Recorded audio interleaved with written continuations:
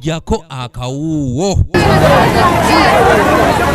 Omukulembeze w'eggwanga wamu ne minisitule y'ebyobulamu bavuddeyo enfunda eziwerako ne baba bakolera mu butale bw'emmere omukisa okusigala nga bakola kyokka ne babasaba okwewa amabanga agamala wamu n'okufuba ku kyokunaaba mu ngalo okwewala okusaasaanya akawuka ka coronavirus.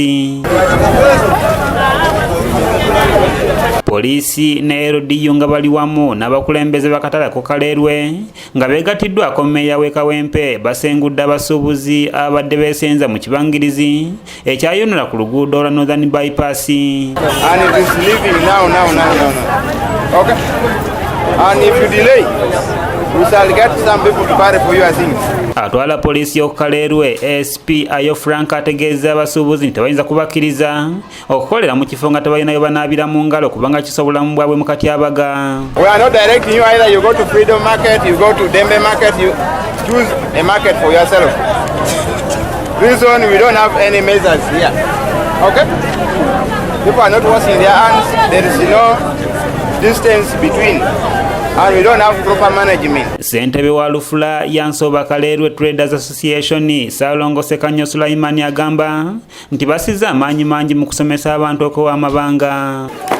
Mwana tu ekyo kikyayagala nnyo okusomesa era buli kaseera tubeera abantu tubajjukiza nti omuntu olaba nti amanyiridde okutuukirira munne oba babeeko kye boyogera asuubira nti alina kubeera nti amukoze ki. Bw'ogenda okumugamba mbadde nkyerabidde. Kakati kyatwalira obudde bungi nnyo okulaba nga tukikatira mu bwongo bw'abantu. Sekanya ategeeza nti singa omuntu amaliriza emirimu gye gy'alina okukolera mu Lufula takkirizibwa kusigalamu nga tewali kyakolamu. Omala okukola ky'okoze sooka otambulemu kuddeko eka. Bw'oba nga tolinawo kyokola vaamu obudde tubulekeremu ekyo ky'olina okubeera nti okola. Waiswa Sadaati agamba nti abasuubuzi basazeewo okukolera mu mpala okwewala omujjuzo mu katale. Abantu abamu bakola leero abamu ne bakola enkya kyobulaba omujjuzo twagukendezeza.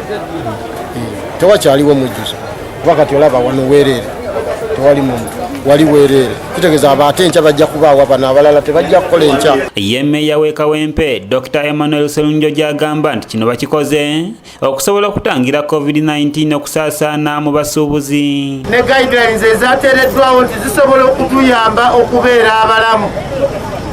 Ekisinga obukulu ffenna kye tuyaayaanira mubeere balamu naffe tubeere balamu. Sserunjo gy'alagidde abakulembeze ab'akatale kano okussaawo omuguwa abakendeze ku mujjuzo ogw'abakasitoma mu katale kano.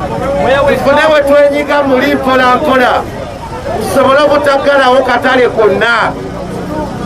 Tufune abakulembeze b'obutale na buli kati nze mbadde nakedde wano ku makya ne mpitawo mbadde mu kukaayana n'abakulembeze bannange bagamba akatale baagala kaggala. Ate bo abasuubuzi abasenguddwa bakukulumidde abakulembeze babola okubalemesa okwenongera ekikumi. Gye batugamba tuba tuli mu kwenyiga batugambire mu butale tuba twenyize mundala teri bifo.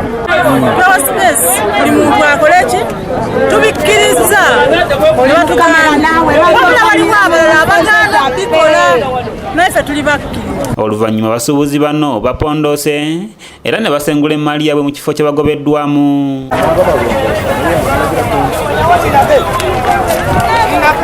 Kanyike Kevin yakusakidde eggulire erina okulwa ABS Television.